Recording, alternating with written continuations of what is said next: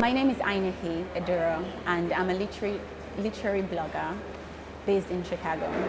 I am also a doctoral student of literature at Duke University, where I study African novels and post-1945 British novels. I curate, edit, and also founded this blog called Brittle Paper. It's an African literary blog that covers the literary scene, gives updates on trends in the African literary community, and also publishes original fiction, poetry, essay, and things like that. My assessment of African literature so far is that we are at the forefront of formal innovations in storytelling. Since that African literature is so many interesting things are happening in African literature. It's experimental, it's global, and for the first time in the history of the African novel, writers are writing in a way that they've never written before. Everyone is writing.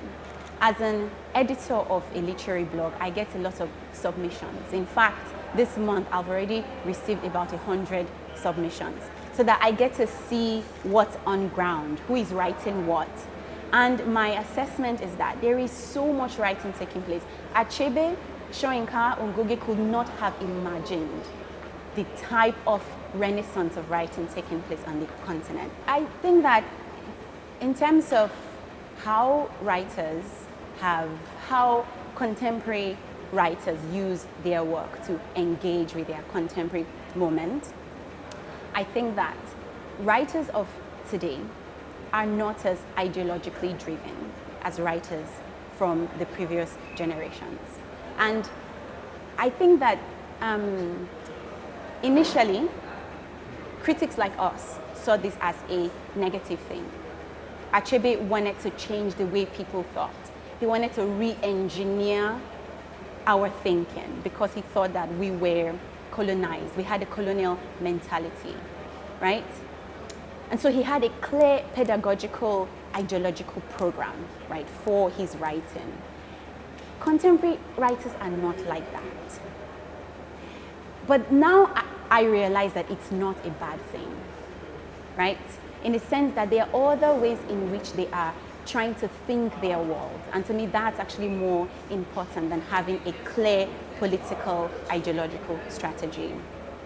And that they are also leveraging all forms of new digital technology to tell stories, to me, is powerful.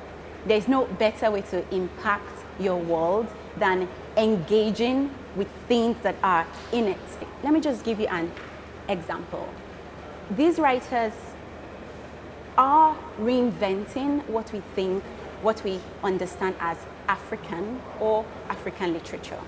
That's so even though they aren't militant, there's a way in which they are changing the way we understand ourselves and the way we think of our world. To me, that's as political and as generative and beautiful as anything Achebe or Soyinka could have written.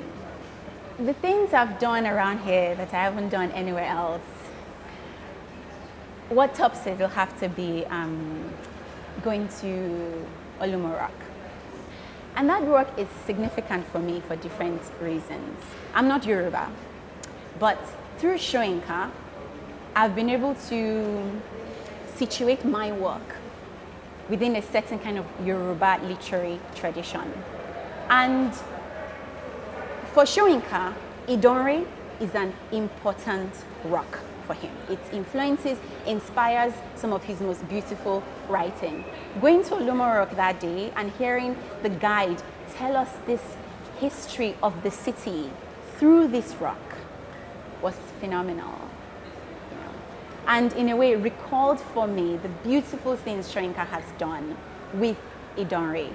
And that's so just from as a literary scholar, just to encounter this rock that is also a kind of text overlaid with history and stories was pretty mind-blowing.